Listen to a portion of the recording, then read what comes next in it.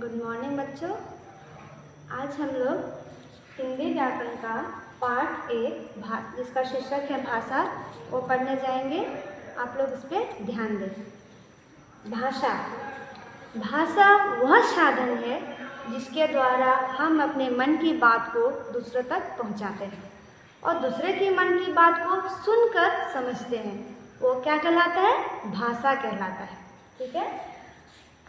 मन की बात दूसरों तक पहुंचाने और दूसरों की बात को समझने का साधन ही भाषा कहलाता है। बिना भाषा के हम एक दूसरे की मन की बात को नहीं समझ सकते, नहीं जान सकते। भाषा के दो रूप होते हैं, एक मौखिक भाषा तथा दूसरा लिखित भाषा।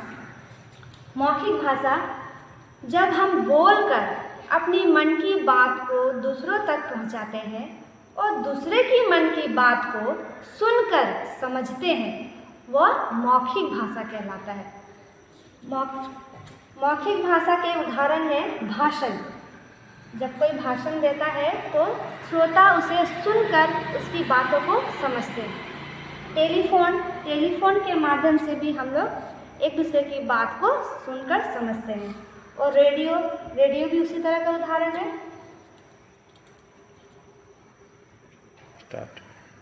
अब हम लोग मौखिक भाषा की परिभाषा को जानेंगे।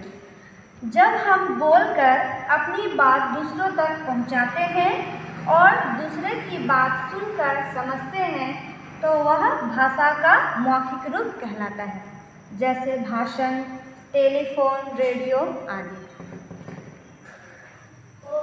आइए अब हम लोग भाषा के दूसरे रूप लिखित भाषा के बारे में जानेंगे। लिखित भाषा जब हम लिखकर अपनी मन की बात दूसरों तक पहुंचाते हैं और दूसरे उसे कैसे समझते हैं? पढ़कर। और दूसरे उसे पढ़कर समझते हैं तो वो भाषा का लिखित रूप कहलाता है। इसकी परिभाषा जानें।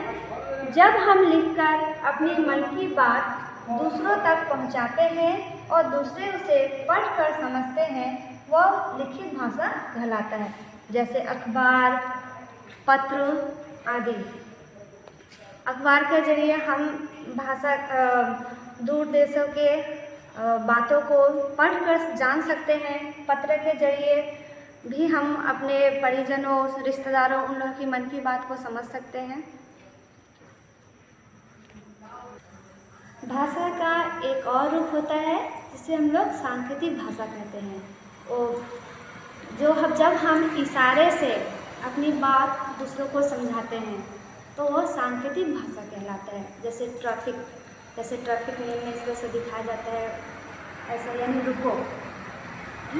और किसी को जब बुलाते हैं तो बिना कहे हम लोग इशारे से ऐसे करते हैं। तो ये हो गया सांकेतिक भाषा, ये आ गया है, लेकिन मैं आपको ये जानकारी के लिए बता देती हूँ।